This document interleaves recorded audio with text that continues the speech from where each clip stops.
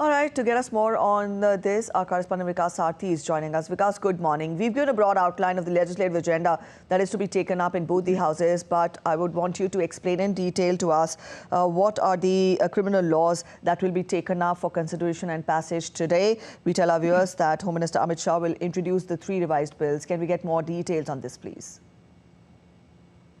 Right, Preeti. These 3 bills had been referred to the Standing Committee of Home Ministry, where the members have given vital inputs to those previous drafts. Now we have these 3 bills with recommendation of Standing Committee as well, and a recommendation from other experts also have been accommodated while these 3 bills were being discussed among the members of the Standing Committee. Now, these 3 bills will replace the existing Indian Penal Code, CRPC and Indian Evidence Act. When these bills were introduced, Home Minister was of the opinion that the colonial bills were aimed at punishing people, punishing the offenders. But these 3 bills will ensure that justice should be done, not only the offender or the criminal be punished, but also it is ensured that victim gets proper justice. So the language, the outlook and the principles and theme of these 3 bills is completely different from the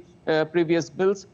Some legislations have been dropped, like Home Minister said that there were sections which had been introduced by the British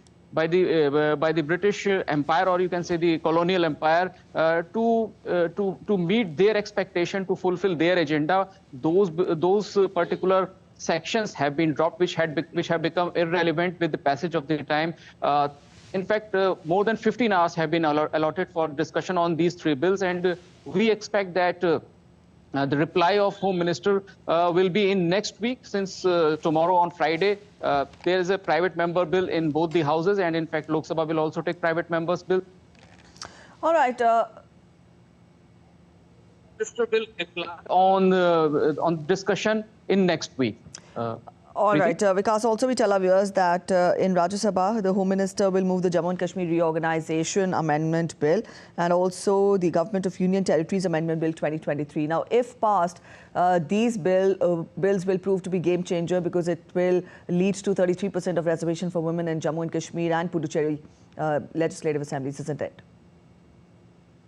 Right, Preeti, when 33% reservation was provided in all the assemblies, 2 states were clearly mentioned that for the Jammu and Kashmir and Puducherry, government will bring a different bill at a later stage, and now these bills have been introduced. The Lok Sabha has already passed both the bills, and it will, once it is passed by the Rajya Sabha, we expect that as soon as these bills are passed by the Rajya Sabha, it will be given consent by President as well, and the bill will form.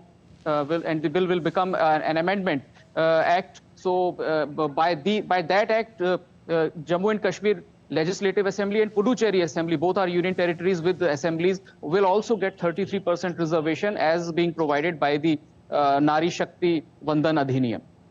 All right, Vikas, also a quick word on the fallout of the security breach that was seen yesterday. We tell our viewers that the Home Ministry has ordered an inquiry into the incident, and a committee has also been set up.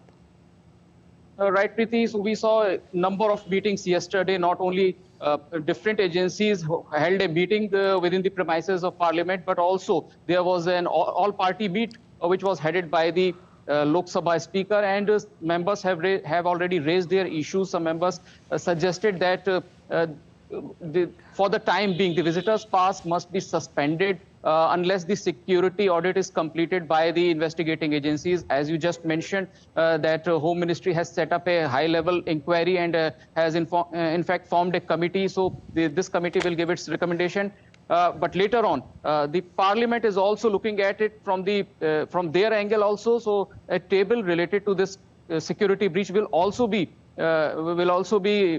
provided to the members, that what exactly happened yesterday, how these 2 people managed to get inside the house, since it is at least 3 or 4 tier security arrangement, and apart from member of parliaments, no person even allowed to bring their mobiles inside the house. So how these 2 people managed to get these canisters, which are quite noticeable. So it seems that this whole episode needs an a high-level investigation which is still going on. Delhi police has already registered FIR under UAPA Act, which is anti-terror law. So in coming days, we will be able to know what exactly happened. How did security breach took place despite multi-tier security in parliament premises.